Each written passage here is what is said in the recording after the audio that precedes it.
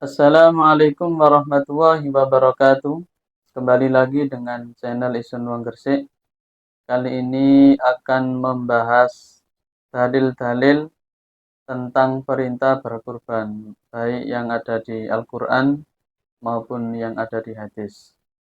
Sebelum kita mulai pembahasan, mohon untuk subscribe dan like bagi yang belum.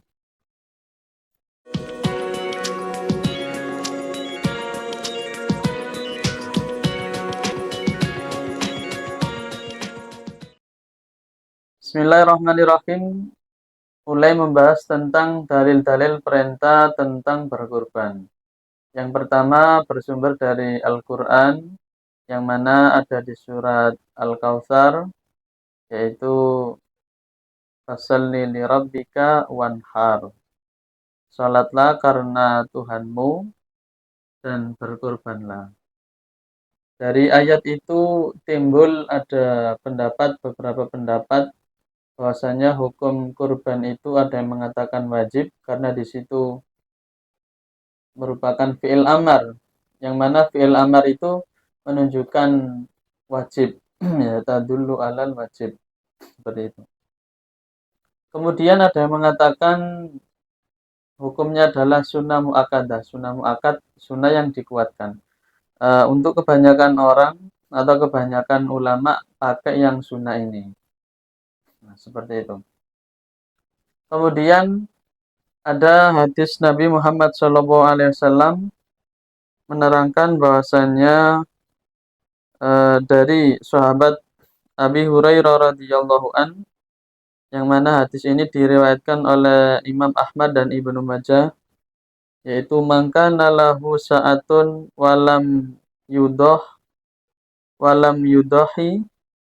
fala yaqrabanna musallana. Barang siapa yang mempunyai kemampuan tetapi tidak berkurban, maka janganlah ia mendekati tempat sholat kami. Jadi seperti ini menunjukkan sangat pentingnya berkurban. Nah, seperti itu. Sampai-sampai Rasul mengatakan, kalau kamu mampu berkurban, kok kamu nggak berkurban, jangan dekati tempat sholat kami. Seperti itu. Menunjukkan sangat pentingnya berkurban. Kemudian ada hadis lain yang diriwayatkan oleh Imam Abu Dawud, yang mana ya ayuhan nasu inna ala kulli ahli baitin fi kulli amin adahiyatun.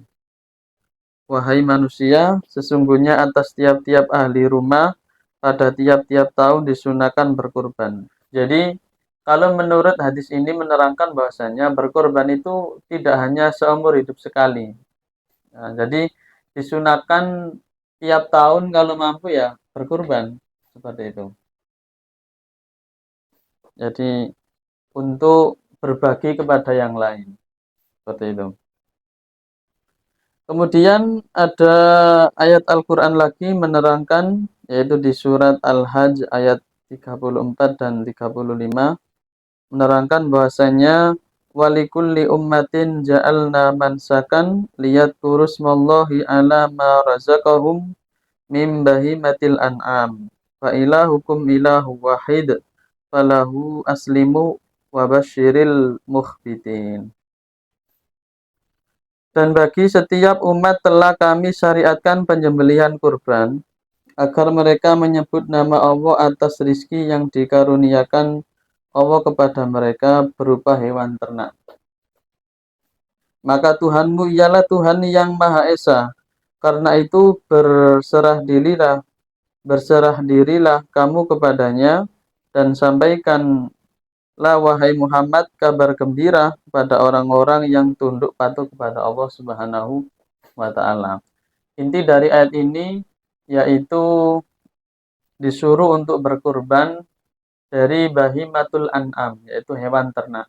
Yang mana hewan ternak ini diterangkan yaitu berupa kambing, sapi, unta. Ada 3 kategori. Untuk kerbau itu disamakan dengan sapi. Jadi yang masuk ketentuan sebenarnya 3. Kambing, sapi, dan unta. Untuk kerbau itu dikiaskan, dimiripkan ya kan, karena mirip dengan sapi, jadi ikut golongan sapi seperti itu. Kemudian ayat 35 menerangkan alladzina idza dzukirallahu wajilat qulubuhum was-sabirina 'ala ma asabahum wal muqimis sholati wa mimma razaqnahum yunfikun. Orang-orang yang apabila disebut nama Allah hati mereka bergetar.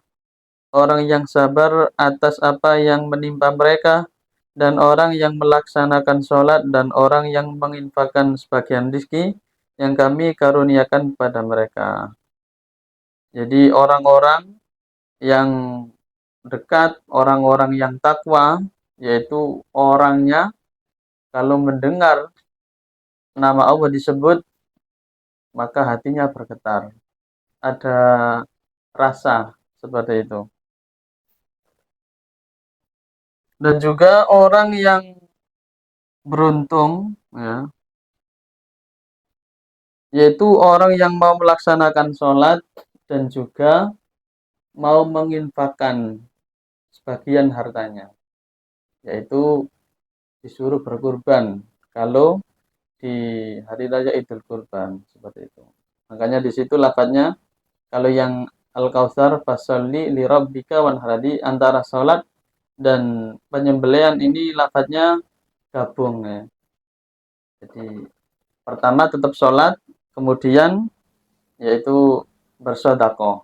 Kalau di bulan Dzulhijjah atau di hari raya Idul Adha, ya otomatis berkurban. Karena amalan terbaik di hari raya Idul Adha adalah mengalirkan darah hewan kurban seperti itu. Jadi ahabbu ilallahi, jadi amalan yang paling disukai oleh Allah di hari itu yaitu mengalirkan darah hewan kurban. Seperti itu. Kemudian ada hadis lagi diriwayatkan oleh Imam Tirmidzi bahwasanya amila benu Adam yauman nahri amalan ahabba ilallahi azza wa jalla min hiraqati damin wa innahu la ya'ti yaumal qiyamati bikuruniha wa atlafiha wa asy'ariha wa inna damma la yaqa'u minallahi azza wa jalla bimakanin qabla an yaqa'a 'alal ardi fatibu biha nafsan. Yang mana artinya tidak ada amalan yang diperbuat manusia pada hari raya kurban yang lebih dicintai oleh Allah selain menyembelih kurban. Jadi itu ya, jadi ketika hari raya Idul Kurban, amalan yang paling disuka ya menyembelih hewan kurban. Sesungguhnya hewan kurban itu kelak pada hari kiamat akan datang beserta tanduk-tanduknya, bulu-bulunya, dan kuku-kukunya. Sesungguhnya sebelum darah kurban itu mengalir ke tanah, pahalanya telah diterima di sisi Allah Subhanahu wa taala, maka tenangkanlah jiwa dengan berkurban. Jadi seperti itu hebatnya berkurban ya. Jadi darahnya sebelum nyampe ke tanah, belum jatuh ke tanah, Allah sudah menerima pahalanya. Itu sangat keistimewaan daripada berkurban. Kemudian orang yang kepingin hatinya tenang juga disuruh berkurban. Jadi seperti itu ya. Jadi fatibu fatibu biha nafsan. Jadi bisa menenangkan jiwa, bisa memperbaiki kepribadian dan lain sebagainya. Jadi barokahnya berkurban, nanti hatinya makin tenang, rezekinya makin lapang, kepribadiannya lebih baik dan lain sebagainya.